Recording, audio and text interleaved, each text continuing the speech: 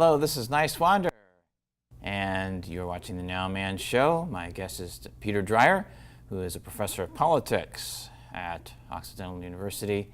His latest book is entitled The 100 Greatest Americans of the 20th Century, a Social Justice Hall of Fame. Thank you for being on the show, Professor Dreier. My pleasure. There's so many interesting people in this book, and many that the average person may never have heard of. Victor Berger. Victor Berger was an Austrian immigrant to the United States in the early 1900s. He lived in Milwaukee. He helped to organize the working class in Milwaukee to take over the local government through the local Socialist Party, so that beginning in about 1910 until about 1960, Milwaukee had a socialist government. Wow. In the United States. Really? And they did some Wow. remarkable things that have become models for how well-run cities should be run. And they were so proud of their sewer system, for example, that they called themselves sewer socialists. Really?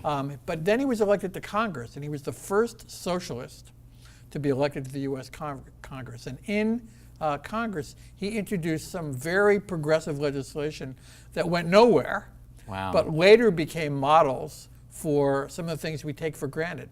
And the most important one was in 1911, he introduced a bill for old age insurance.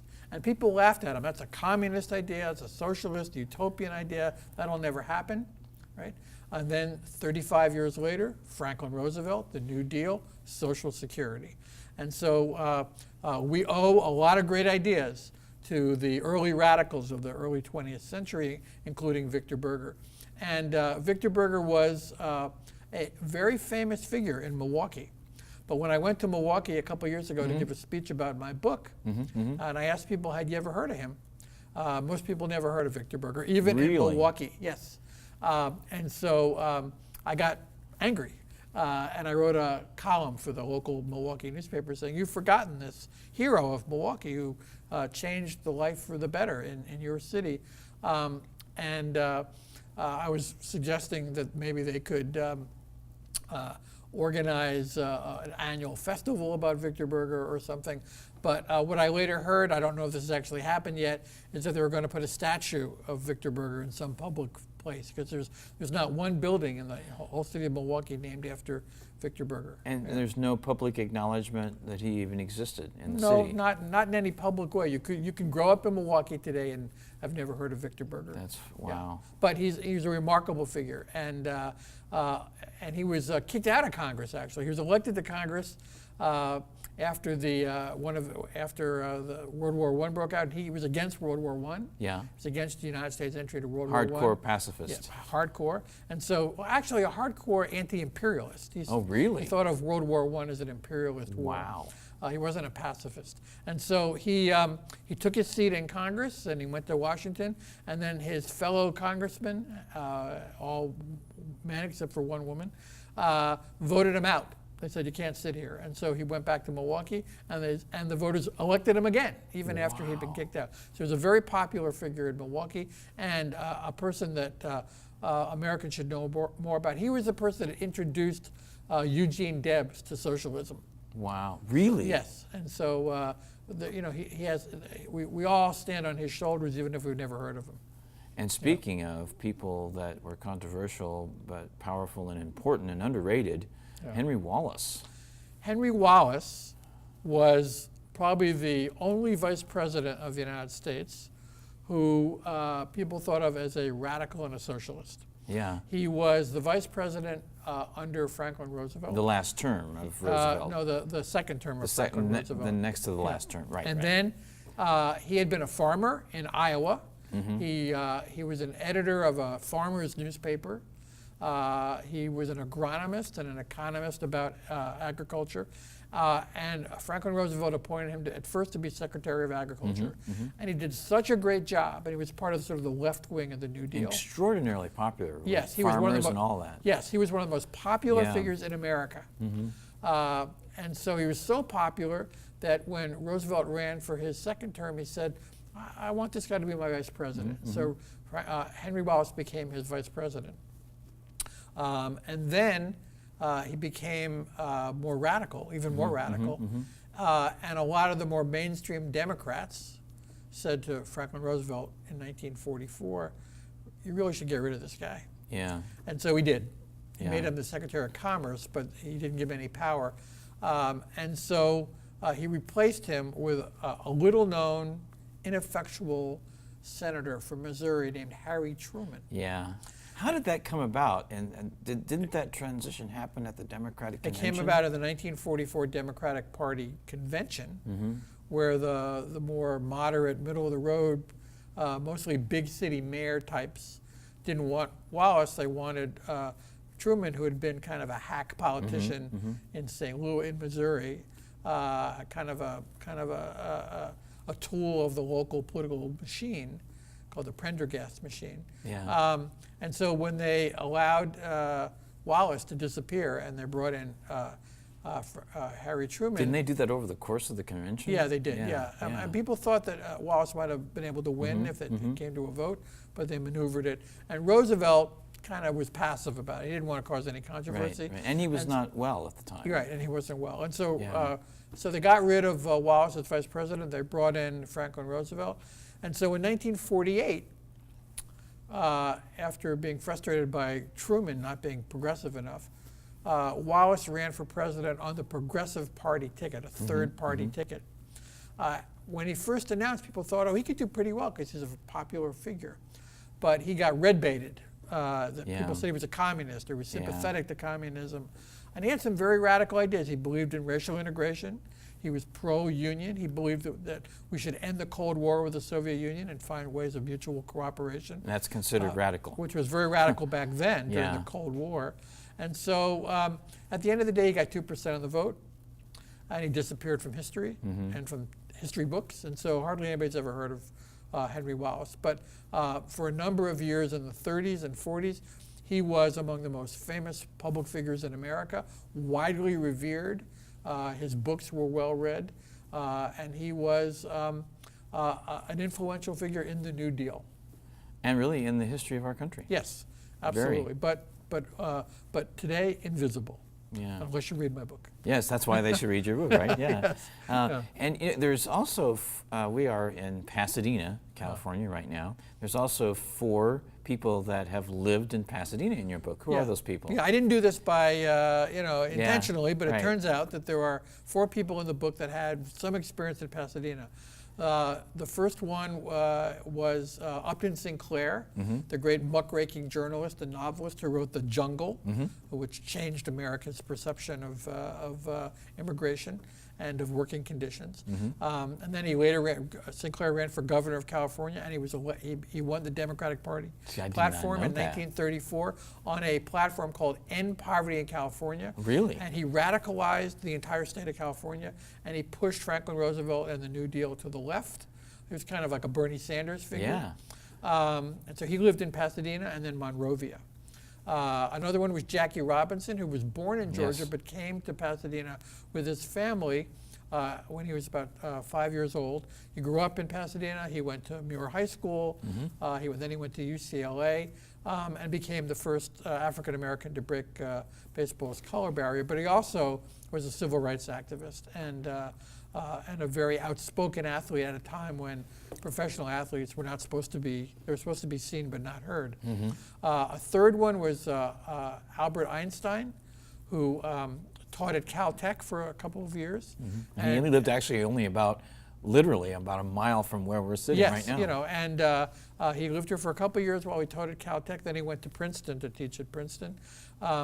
But while he was in California, and he was a radical, he was a friend of Paul Robeson and other radicals at the time, and he was outspoken. He wrote an article in a new journal called Monthly Review called Why I'm a Socialist. And so even though he was an immigrant to this country and he loved America and he was a big patriot, he also felt it was his responsibility to criticize the country for its racism, its anti-Semitism, and later he was critical of the atom bomb, of the United States' use of the atom bomb. And the final person is a guy named Baird Rustin, who was an African-American civil rights activist and organizer who's most famous for having been the organizer of the 1963 March on Washington, where Martin Luther King gave his famous Wow. "I Have a Dream" speech. So he was the primary organizer. He was the guy of that made sure the buses got there and Wow. got all the unions to give money to make it happen. It was the biggest demonstration in American history up to that time, 250,000 people, and Martin Luther King's famous I Have a Dream speech was kind of the culmination of that. But what people don't know about Bayard Rustin, and the reason he's not well known, is because he was gay. Oh. And so people back then in the 1950s and 60s were not mostly out of the closet, and so he had to keep his homosexuality secret. And then he made a mistake.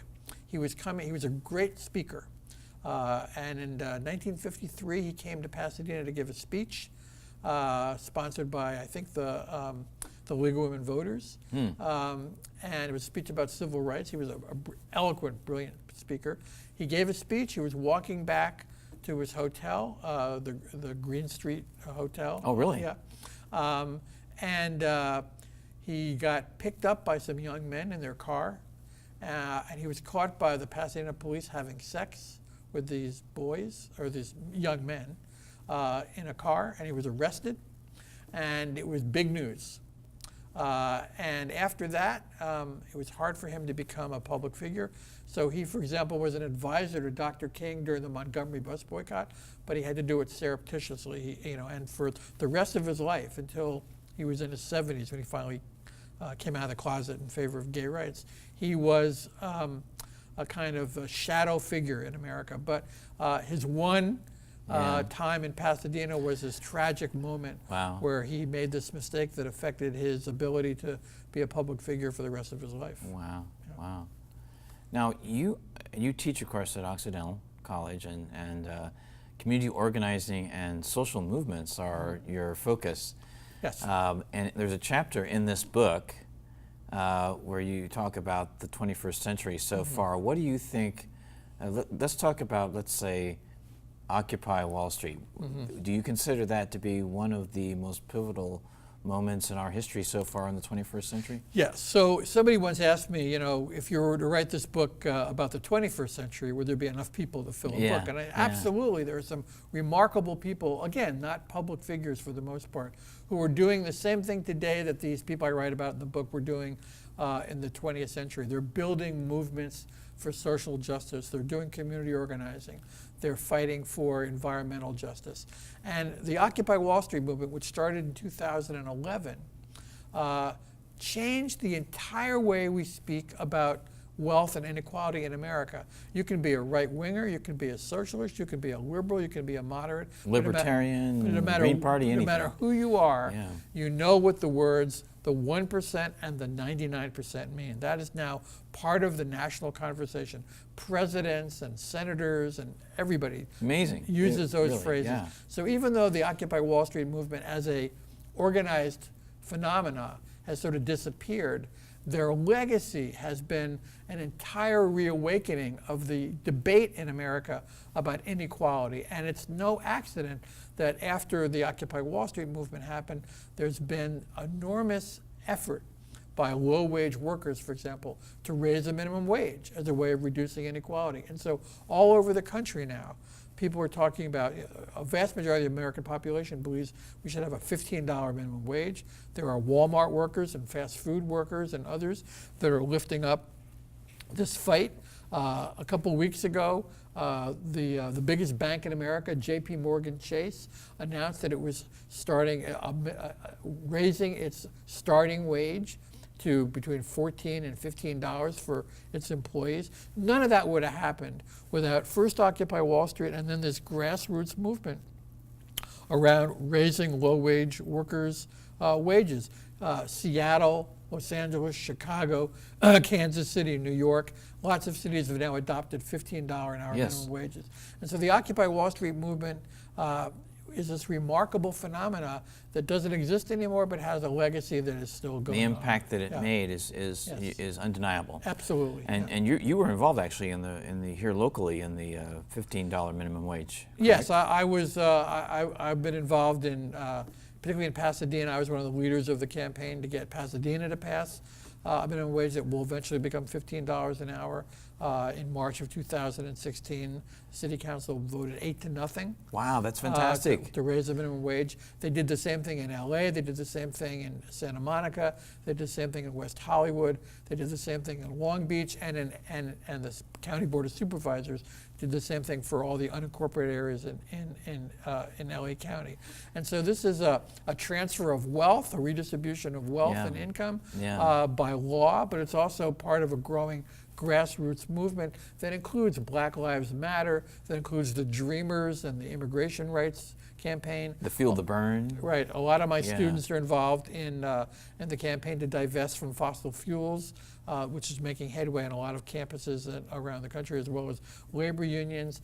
And then if you think about the Bernie Sanders phenomena, Bernie Sanders had been in Congress for many years, but the movement around his candidacy really drew on all these grassroots movements. If you look at the issues that Sanders raised in the primaries, and that he forced Secretary Clinton to move to the left on and to debate these issues, they include raising the minimum wage, erasing student debt, addressing immigration reform, single-payer health care, addressing the issue of the environment and global warming. Rejecting the Trans-Pacific Partnership. Yes, all these things, these didn't come from Bernie Sanders' mind. They came from grassroots movements, and they forced the Democratic Party to address these issues. And if you read the Democratic Party platform, some of which I have some problems with, nevertheless, Bernie Sanders got about 80% of what he wanted. Not all of it,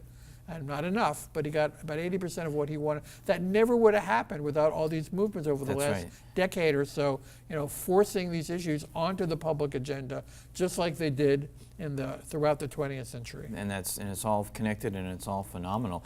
Now let's bring it up to the general election of 2016. Okay. Sure. We obviously see that it's Donald Trump versus former Secretary of State and Senator Hillary Clinton. So what's your take on that? Well, I think that there's an enormous amount of anger in America about inequality, about low wages, about students being in debt and not being able to afford to go to college, people losing their homes to foreclosure because of the predatory practices of banks. And anger can be used in different directions. During the Depression, anger was used both to move people to the left, the New Deal and the labor movement, and to the right. There was a lot of racism, a lot of xenophobia, and of course in Germany it led to anti-Semitism and the rise of Hitler. So what we see in the last couple of months is that Donald Trump has been trying to exploit the anger of the American people and in a racist and xenophobic and anti-immigrant direction. And he brilliantly outmaneuvered all the other candidates in the Republican Party. He's a charismatic figure. He reminds me a lot of Juan Perón, the dictator of Argentina. In Argentina, about whom most people know the musical, the film, the musical Evita. Yes. And when I was watching the Republican convention, I thought that Donald Trump is rehearsing for the part of Juan Perón in the next make of Evita, and his daughter Ivanka is rehearsing for the part of Evita. Eva Perón. So Donald Trump is a dangerous, quasi-fascist figure in America. I think he will do very poorly in the election. I don't think I'm sure he won't win. I think it'll be a landslide against him. Secretary Clinton is a moderate to liberal Democrat, very cautious, who was forced by Bernie Sanders' presence in the election to move to the left, as I said before. And so the real question is, I'm pretty sure that Hillary Clinton is going to be our next president. The question is, will all these movements to which Bernie Sanders gave voice, will they continue next January?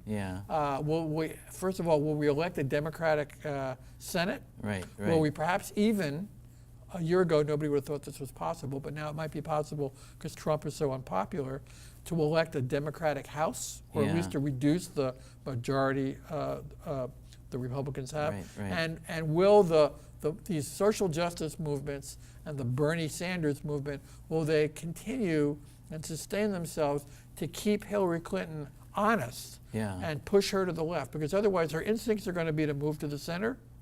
But there's a part of her that comes out of, she was to some extent, she was influenced by Saul Alinsky, the great community organizer who's in my book. There's a part of Hillary Clinton that's a liberal, and there's a part of her that's a hawk and a moderate and cautious. And which side of Hillary Clinton gets precedence depends on, just like with Roosevelt, whether there are people protesting in the streets and making noise and causing controversy. There's also the unfavorability of both Donald Trump and Hillary Clinton as candidates. Do you see that playing into what the outcome of this will be? Also, too, do you think Bernie Sanders will support Hillary Clinton, or will he support Jill Stein, Gary Johnson, or just stay at home and not He's vote already at all? announced he's supporting Hillary Clinton. The question is, how vociferous will he campaign for Hillary Clinton? But how will the supporters? Well, what do you think? I think that ultimately Donald Trump is such a dangerous figure.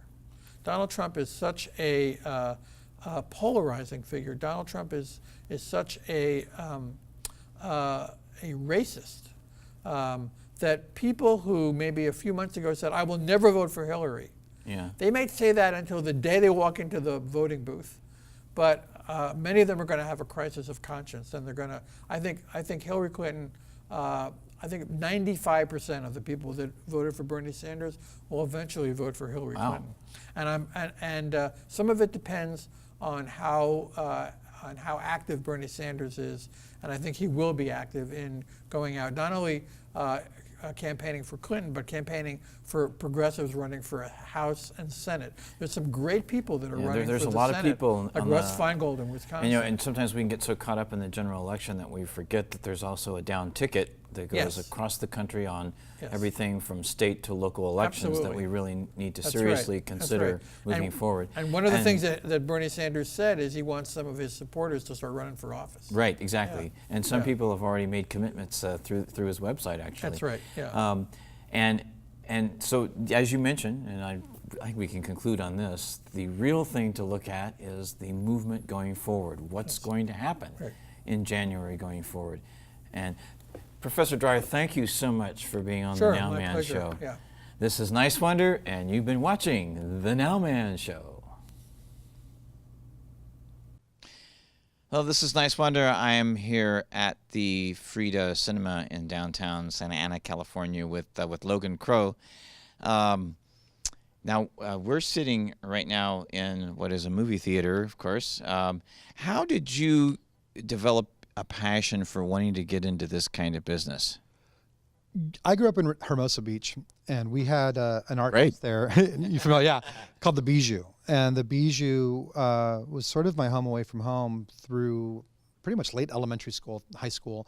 Back then, you didn't have, you can go now to a 30-plex theater and they'll be playing whatever the Weinstein release or an independent film. But back then, we had the Galleria 3-plex, and then if you wanted to see a foreign film or an independent film or an LGBT film or a cult film, you had to find an art house, and we had the Bijou. And so, my father and my mother were really big film enthusiasts, and so they would take me there, and I think I saw Il Postino there, and Diva from France, and all these great films, and I really became... I've seen that movie. Wasn't that bizarre? It is. It's so new wave and fantastic, and I was just really obsessed with the strangeness of the films. I didn't know what art house was. I didn't know what that meant. I just knew that there were the films that my friends were watching, like The Goonies, Gremlins, and then there was Blue Velvet, which my parents took me to see when I was 10. Really? Wow. They did, and it was formative. Blue Velvet, I always say, changed my life, because after I saw that, I could not have possibly understood half of what was going on in that movie, but I wanted to see every film like it. I wanted to see colors and loudness and just strangeness, and so the Bijou was my home away from home. And when the Bijou closed, it was a traumatic moment. It was like, it reflects back on Cinema Paradiso crumbling down at the end of that movie and how my heart breaks every time. And as soon as I turned 18, or whatever, 16, got a car, then it was off to LA to the New Beverly and then, Newark and all these wonderful places. God bless them. And were you a Rocky Horror fan? I was a Rocky Horror fan in high school for like a year.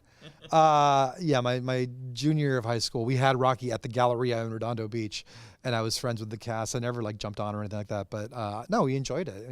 It was that cult experience of taking in a film together. And we do Rocky here now tonight, as a matter of fact, Fantastic. Every second Friday of the month. But I really fell in love with those places. So I started to volunteer at the American Cinematheque of the Egyptian for a good 2.5 years. I volunteered there. And just really, I always felt at home at these places. I felt at home, not just with the films, but with the conversations that would happen in the lobby, with the kind of people that would come in, with the staff. We just all spoke the same language and all just loved this art form. And it was just clear to me from very early on that no matter what I'd ended up doing, what are you going to do when you grow up? It'd be film related.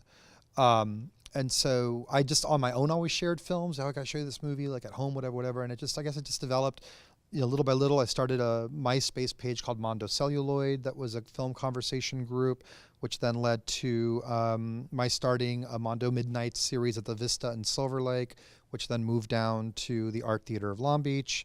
Then I started to program more films beyond Midnight Films. That led to outdoor films, which we still do. You do outdoor films in cemeteries, right? We do. We have tomorrow, as a matter of fact, is Purple Rain at the cemetery. Yeah, we do outdoor films at Sunnyside Cemetery. And always with this idea, this hope and dream that I would have a theater to program. And I got this magic miracle random email from the property owner of this place saying, I'm familiar with what you're doing out there. It seems to me you don't have a theater, but apparently you're doing all this amazing film work. Can you come check out the space? It's vacating. We're not quite sure what to do with it. Yeah, and I walked in, I saw 2 screens, and I just saw it. It was like that moment. I always think of that moment in Bugsy. I'm not sure if you're familiar with Bugsy. They're driving through the desert, and all of a sudden Warren Beatty makes them stop the car, and he walks out, and he's in the middle of the desert, and he puts his arms out, and he's just visualizing it. And everyone in the car is like, what is he doing? He just saw Vegas. And whether that happened in real life or not, who knows? But that's what happened when I walked in here. I saw art shows, and I saw kind of diverse programming and sort of cross programming and just everything you could do in a space like this. And they gave me a shot, and I still kind of in disbelief. It's been over 2 years, and we're still going. And the dream became a reality. The dream became a reality. Yeah, absolutely. That's fantastic. It's surreal. Yeah.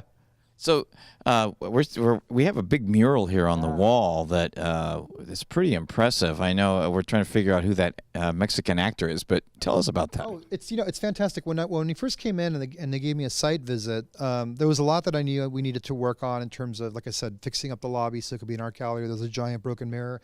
The auditoriums are painted yellow, which beyond aesthetically being unpleasing, doesn't work for cinema. It reflects light back out onto the audience. You want your cinemas to be as dark as possible. And so there was some conversation. Okay, well, we'll just paint everything dark. And I was like, we're not touching that mural. I'm like, that's art. And so in both auditoriums, there's a mural.